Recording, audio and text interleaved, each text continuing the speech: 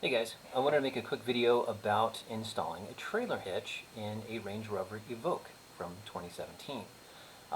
To me, the Range Rover is a huge black box. I can't seem to find any information on the internet about it, how to install things, what components to buy, how the wiring works, or any of those things. So I'll make a few videos about all the modifications I've made and all the struggles to find out the information that you need. Okay, so trailer hitch. This is the one I went with. It's a Curt trailer hitch, 4,000 pound towing capacity, 600 pounds tongue weight. Looks pretty solid. Next thing you do is on the back left of your car, right above the left tailpipe, are these two connectors. And it turns out these are built-in factory trailer wiring connectors. They're in every Evoque that I've seen. So you don't have to go and buy the module, I forget what it's called, where you don't tap into wires, there's a magnetic pickup on each wire and all this kind of stuff. The big expensive thing. You don't have to do that. People tell you to do that and they're wrong.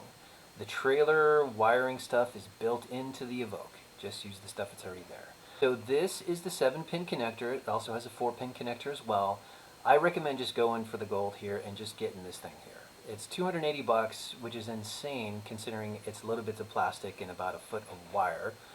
But that would be the easiest route to go. It has all the components in it, the wire, the relay, the fuses, all that kind of stuff. You can go a cheaper route, and I'll tell you about that in a minute, but that would be my suggestion.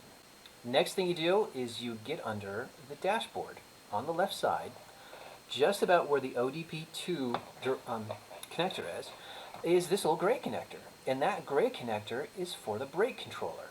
It's already there. So what you need to do is get this wire, and then get a brake controller like this one. This is a Triflex from Curt. And then you need to install the components that came with the kit. So there is a relay, and there are probably 1 or 2 fuses that came with it. So here it's the instructions say it goes back behind the glove compartment. There's a little panel there. You can get to a little fuse box.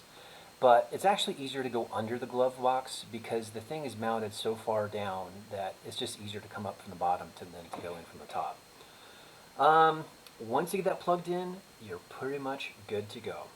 You just mount the big old 7-pin connector to the back of the car. I just put 2 screws into the plastic part of the bumper. I just made sure there's nothing behind it I was going to drill into, no wiring. And so far, everything works. Okay, so what I've described is the easy way. Now, I went a slightly different route. I would call that the cheap route. So in the cheap route, what you do is you get a universal connector and then cut the ends off of it and then soldered on some flat blade connectors and other connectors so it would connect into the car, into the OEM connectors in the back of the car. And then I found the relay on eBay, looking up the number in this picture, and managed to find that for also super cheap, and was able to just get some extra fuses. So 2 fuses, a relay, and then this universal connector, and then just extra connectors that you solder onto the wire, and you can plug it in.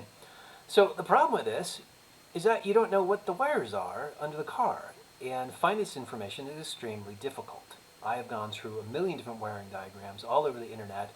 I've even purchased a service manual for the 2017, well, I'm not sure it's probably 2015 Evoque, because the wires didn't match up. They're different for different countries, they're different at different years. Nothing looks the same. So this is what I came up with using partial trial and error and other just going through wiring diagrams and figuring out which wires were which. So if you want to go this route, this is the wiring diagram to use, and you can just use a fairly cheap universal setup and then a relay.